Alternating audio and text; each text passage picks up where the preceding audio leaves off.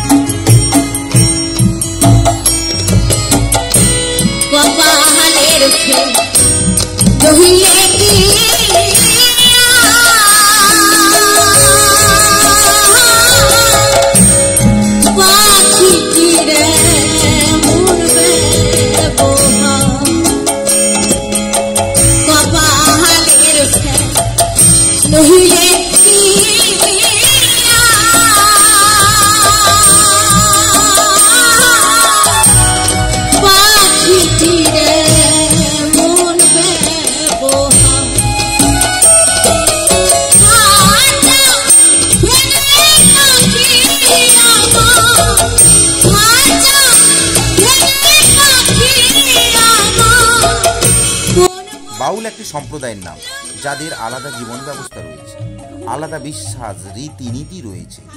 তারা তাদের জীবনযাপনের এসব নিয়ম এবং সাধনালব্ধ জ্ঞানকে তাদের জ্ঞানের মধ্যে ধরে রাখে। এ কারণে বলা হয় গানই জ্ঞান।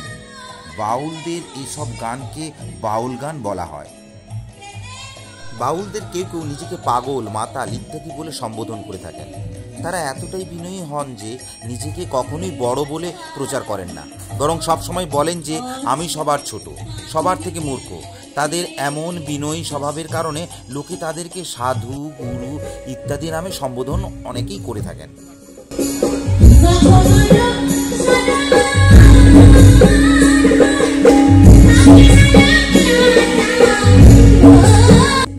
এই বাউল মঞ্চ ছেড়ে এবার একটু আমরা ভেতরের দিকে হেঁটে এগিয়ে চলি। এটি দক্ষিণ কলকাতার নন্দন রবীন্দ্র সদন সাংস্কৃতিক চত্বরে অবস্থিত। সর্ববৃহৎ মঞ্চ, অবস্থানগত ও সুবিধা এবং অন্যান্য কারণে রবীন্দ্র সদন বাংলা থিয়েটার ও শহরের অন্যান্য সাংস্কৃতিক অনুষ্ঠানের একটি প্রধান স্থল। বৃহৎ মঞ্চের জন্য এই রবীন্দ্র সদন বিখ্যাত, যা বাংলা থিয়েটার এবং কলকাতা ফিল্ম ফেস্টিভ্যালের প্রধান স্থান। এখন পশ্চিমবঙ্গ সরকারের তথ্য ও সাংস্কৃতিক বিভাগের উদ্যোগে এখানে চলছে পৌষ উৎসব ও বিশ্ব বাংলা লোক সংস্কৃতি উৎসব। চারিদিকটা ভীষণ সুন্দরভাবে সুসজ্জিত এবং সুন্দর সুন্দর মঞ্চ ও মূর্তি তৈরি করা হয়েছে। এজিসি বোস রোডের কাছে অবস্থিত এই সড়কটি বাঙালি সংস্কৃতির পীঠস্থান। এটি বাংলার সেই জায়গা যেখানে অনেক সাংস্কৃতিক অনুষ্ঠান ও প্রদর্শনী অনুষ্ঠিত হয়। আদিবাসী নৃত্য ছাড়াও সঙ্গীত এবং আবৃত্তি পরিবেশন করেন বাংলার একাধিক শিল্পীরা।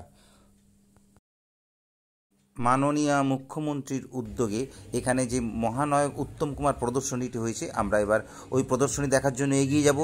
ওই প্রদর্শনীর কাছেও বেশ একটি বড় ধরনের মঞ্চ তৈরি হয়েছে। ওই মঞ্চতেও বাউল গান এবং অন্যান্য বাংলা গান অনুষ্ঠিত হচ্ছে। চলো আমরা এগিয়ে যাই।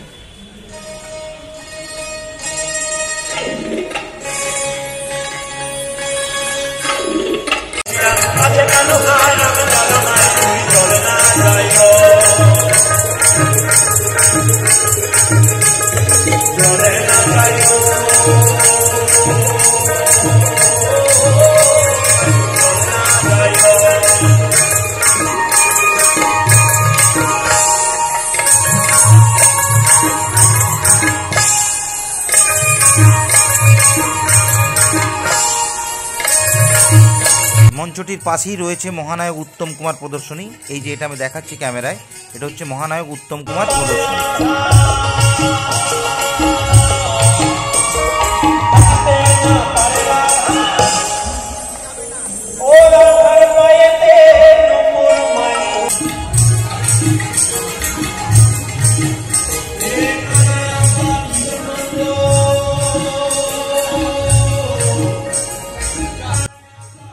উত্তম কুমার, যার প্রকৃত নাম অরুণ কুমার চট্টোপাধ্যায়, 3রা সেপ্টেম্বর 1926 সালে জন্ম এবং মৃত্যু 24শে জুলাই 1980 সাল, ছিলেন একজন ভারতীয় বাঙালি চলচ্চিত্র অভিনেতা, চিত্র প্রযোজক, পরিচালক, চিত্রনাট্যকার, সঙ্গীত পরিচালক ও গায়ক। বাংলা চলচ্চিত্র জগতে তাকে মহানায়ক আখ্যা দেওয়া হয়েছে। উত্তম কুমারকে ভারতীয় চলচ্চিত্রের ইতিহাসে সর্বকালের অন্যতম শ্রেষ্ঠ ও জাত অভিনেতা হিসেবে বিবেচনা করা হয়। এই প্রদর্শনীতে রয়েছে উত্তম কুমার অভিনীত সমস্ত চলচ্চিত্রের একটি তালিকা।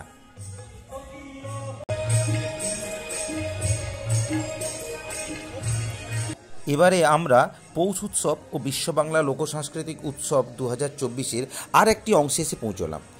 এখানে রয়েছে আকর্ষণীয় হস্তশিল্প, পিঠেপুলি ও রকমারি খাবারের স্টল। এবার আমরা যেদিক দিয়ে প্রবেশ করেছিলাম ওই দিক দিয়ে বেরিয়ে যাব। ওই গেটের কাছেই আমাদের কার পার্কিং করা আছে, আমরা এবার বেরিয়ে যাচ্ছি।